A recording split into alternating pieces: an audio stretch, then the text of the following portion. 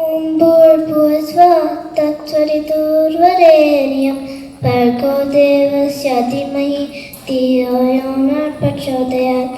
तमेव माता च पिता त्वमेव बन्धुः च सखा त्वमेव विद्या द्रविणं त्वमेव सर्वं मम देव।